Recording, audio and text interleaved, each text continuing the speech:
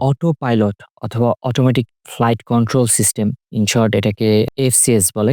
তো প্রথমে আগে আমি বলি অটো পাইলট কি। Number one, what is auto pilot?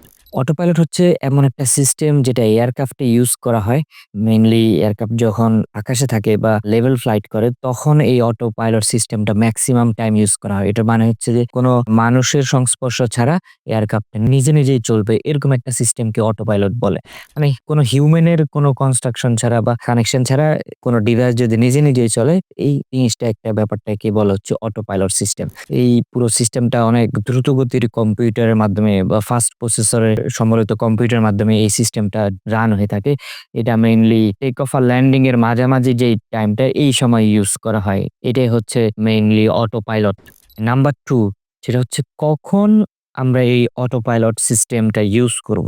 তো দেখা যাচ্ছে প্লেন যখন টেক অফ করবে তার আগেই পাইলটটা যে ফ্লাইট ম্যানেজমেন্ট সিস্টেমটা আছে, যেটা ক্যাপ্টেনের ককপিটে দেখতে পাচ্ছেন আপনারা। এই ফ্লাইট ম্যানেজমেন্ট সিস্টেমে এখানে স্টার্টিং পয়েন্ট এবং এন্ড পয়েন্ট, মানে কোত্থেকে আমরা যাত্রা শুরু করছি এবং কোথায় গিয়ে শেষ হবে, সেই ২ টা এয়ারপোর্টের আমরা এখানে ডাটাটা ইনপুট করে দেই। ইনপুট করে দেওয়ার পরে এই কম্পিউটারটা বা ফ্লাইট ম্যানেজমেন্ট সিস্টেমটা একটা ওয়ে পয়েন্ট ক্রিয়েট করে নেয়। মানে পুরোটা যাত্রা জুড়ে সে নির্দিষ্ট কয়েকটা ভাগে ভাগ করে নেয়। প্রত্যেকটা পয়েন্টেই একটা নির্দিষ্ট উচ্চতা এবং একটা নির্দিষ্ট স্পিড থাকে। এই ডাটাটা তখন এই অটো পাইলটটা কানেকশন করে নেয়। তো দেখা যাচ্ছে যে ট্যাক্সি যখন করবে, গ্রাউন্ডে যখন এয়ারক্রাফট থাকবে, তখন কিন্তু আমরা এই অটো পাইলটটা ইউজ করতে পারব না। কিন্তু ল্যান্ডের সময় মাঝে, মাঝে ইউজ করা হয়। দেখা যাচ্ছে বিভিন্ন সময় যখন যেমন যদি অনেক বেশি foggy ওয়েদার থাকে, যদি কিছু দেখা না যায় এয়ারপোর্টের ল্যান্ড করার সময়, তখন এই অটো পাইলট সিস্টেমটা ইউজ করা হয় ল্যান্ডিং এর ক্ষেত্রেও।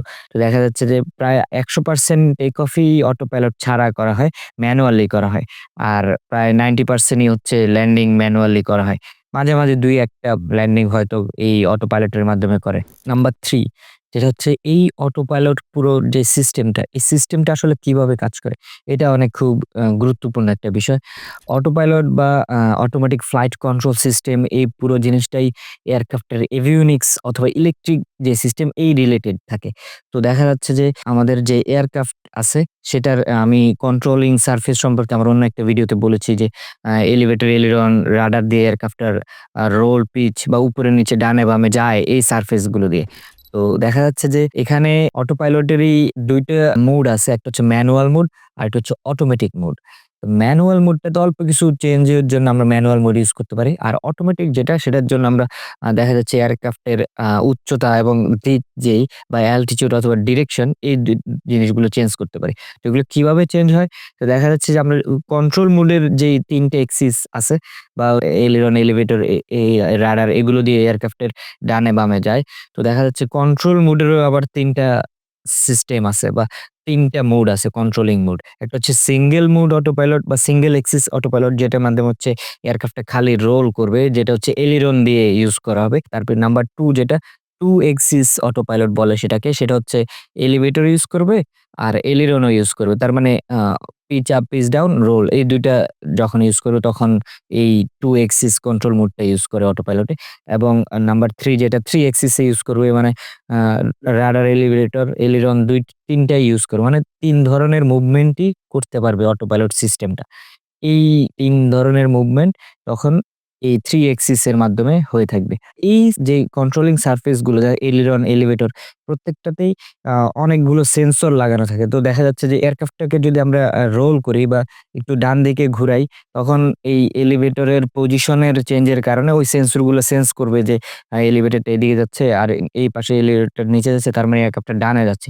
তো এই সেন্সর গুলো দিয়ে ইনফরমেশন গুলো এয়ারক্রাফটের যেই অটোমেটিক ফ্লাইট কন্ট্রোল সিস্টেম, যে ডিভাইসটা বা সিস্টেমটা আছে, সেটাতে সে হচ্ছে সব ডাটা প্রেরণ করে এবং সেখানে আ এয়ার স্পিড থেকে শুরু করে অ্যালটিমিটার, কম্পাস বা টার্বুলেন্স, সব ধরনের সব ইনফরমেশনই সে কালেক্ট করে নেয়।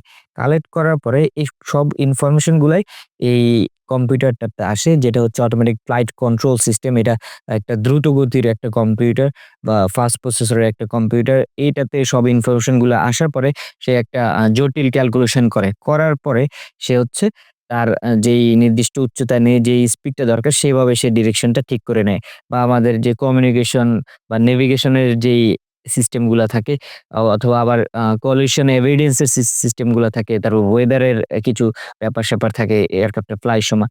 তো এই সব ইনফরমেশন গুলো একসাথে সেই অটো পাইলট সিস্টেমটা নিয়ে তাকে যেভাবে ঠিক করে দেওয়া হয়েছে যে এত উচ্চতায় এই জায়গা থেকে এই জায়গায় যাইতে হবে। সে ওভাবে তার স্পিড এবং রাডারের পজিশন সবকিছু ঠিক করে নেয়।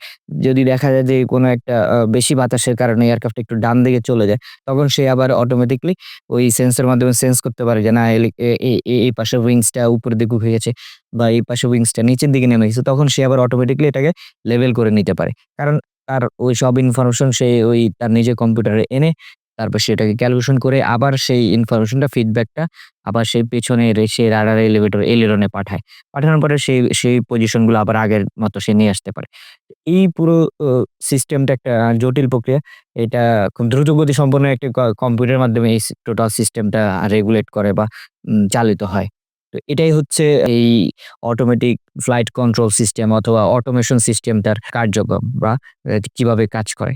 নাম্বার 4 যেটা সেটা হচ্ছে এই অটো পাইলটটা ইউজ করার সময় কিছু সতর্কতাও আমাদের অবলম্বন করতে হবে। যেমন এই অটো পাইলট সিস্টেম যদি আমি দিয়ে রাখি, প্লেন নিজে ফ্লাই করছে। কিন্তু মাঝে মাঝে এই সিস্টেমটা অফ বা ডিসএনগেজড হয়ে যেতে পারে। আ তো সেটা জন্য সবসময় পাইলটদের আ এই অটো পাইলট সিস্টেমটাকে বা প্লেনটা কোন দিকে যাচ্ছে সেটার প্রতি নজর রাখতে হয়। কারণ ২০১৩ সালে এশিয়ান এয়ারলাইন্স এর একটি ক্র্যাশ হয়েছিল। যেটা হচ্ছে ল্যান্ডিং করার সময় সান ফ্রান্সিসকো ইন্টারন্যাশনাল এয়ারপোর্টে এই ক্র্যাশটা হয়েছিল। যেটার মেইন কারণ ছিল এই অটো পাইলট ইস্যু। তো যেকোনো ধরনের ফেইলিউর হতে পারে। যেমন অনেকেই বলে যে যেহেতু ওই পাইলটরা নিজেরা চালায় না, অটো পাইলটই মেক্সিমাম টাইমে প্লেনে চালায়। তাহলে তো মানে এটা অনেক ইজি ব্যাপার। তাহলে পাইলটের আসলে কাজটা কি? আসলে ব্যাপারটা ওরকম না। যেটা আমি বলতে চাই সেটা হচ্ছে যে প্লেনটা আসলে পাইলটই ফ্লাই করে with the help of automation. তার মানে এই অটো পাইলটের হেল্প নিয়ে পাইলট ফ্লাই করে। তার মানে সাপোজ ধরেন আপনারা ফ্লাই করছেন একটা প্লেনে এখান থেকে নিউ ইয়র্কে প্রায় ১০-১২ ঘন্টার জার্নি। তো এটা জাস্ট একটা টায়ার্ড হয়ে যেতে পারে পাইলটরা এই টাইমটাতে বা এত লং একটা জার্নি বা একই রুটে চলতেছে, একই স্পিডে চলতেছে, ক্রুজ ফ্লাইট যেটাকে বলে। তখন দেখা যাচ্ছে যে পাইলটরা টায়ার্ড হয়ে যেতে পারে। তো ওই টাইমটাতে মেক্সিমাম সময় অটো পাইলট সিস্টেম দেওয়া থাকে। কারণ তখন জটিল কোনো এয়ারক্রাফটের মুভমেন্ট থাকে না। তো ওই টাইমটাতে এই অটো পাইলট সিস্টেমটা দেওয়া থাকে। কিন্তু অবশ্যই পাইলটসদের ওই জিনিসটা খেয়াল রাখতে হয় যে আসলে প্লেনটা কি ঠিক দিকে যাচ্ছে নাকি বা যেভাবে বলা হয়েছে আর যেভাবে সেট করে দেওয়া হয়েছে সেভাবে আসলে কি চলতেছে নাকি? এই ব্যাপারগুলো অবশ্যই দেখতে হয়। তো আরো কিছু ইউজ আছে এই অটো পাইলট সিস্টেমটা। এটা আ আ স্পেস ক্রাফট এ ইউজ করা হয়। তারপর হচ্ছে জাহাজ বা ওয়াটার ক্রাফট গুলোতে ইউজ করা হয়। মিসাইল এগুলো অনেক বেশি ইউজ করা হয়। আর ওভারঅল এয়ারক্রাফট এ তো ইউজ করাই হয়। তো এছাড়া মডার্ন কিছু অটো পাইলট সিস্টেম আছে। যেটা হচ্ছে জিপিএস এর সাথে কানেক্টেড থাকে। জিপিএস থেকেও ডাটা ক্যালকুলেট করে তার কোন ডিসট্যান্স আ কোন পয়েন্টের ডিসট্যান্স কত বা কত দূর আছে এগুলো ক্যালকুলেট করে বা ওয়ে পয়েন্টের ডিসট্যান্স গুলো ক্যালকুলেট করে সে চলতে পারে অথবা তার ফ্লাইট প্ল্যান অনুসারে সে ক্যালকুলেট করে চলতে পারে। সো এই জিপিএস সিস্টেমটা বেশিরভাগ কমার্শিয়াল জেট গুলোতে ইউজ করা হয়েছে। আবার কিছু ছোট ট্রেনের বা জেনারেল এভিয়েশন এয়ারক্রাফটেও ইউজ করা হয়। যেমন সেসনা 182 এস এ বা 206 এস এ এই ডিজিটাল অটো পাইলট সিস্টেমটা ইউজ করা উইথ ফ্লাইট ডিরেক্টর। তো এই হচ্ছে এই অটো পাইলট সিস্টেমের একটা জাস্ট ওভারভিউ আমি বলার চেষ্টা করলাম যেটা হচ্ছে অটো পাইলট কি, অটো পাইলট কখন ইউজ করে, আর অটো পাইলট কিভাবে কাজ করে এটার টোটাল ফাংশন সম্পর্কে একটু আইডিয়া দেওয়ার চেষ্টা করলাম এবং কি সতর্কতা অবলম্বন করতে হবে এবং মডার্ন অটো পাইলট সম্পর্কে সিস্টেম বললাম। তো এরপর আপনারা যখন ফ্লাইটে থাকবেন তখন যদি হঠাৎ করে দেখেন যে পাইলট কেবিনে এসে ঘোরাঘুরি করছে, তখন নিশ্চয়ই শঙ্কিত হবেন না। কারণ আপনারা বুঝতেই পারবেন তখন যে এই প্লেনটা তখন অটোমেটিক ফ্লাইট কন্ট্রোল সিস্টেমের মাধ্যমে চলছে।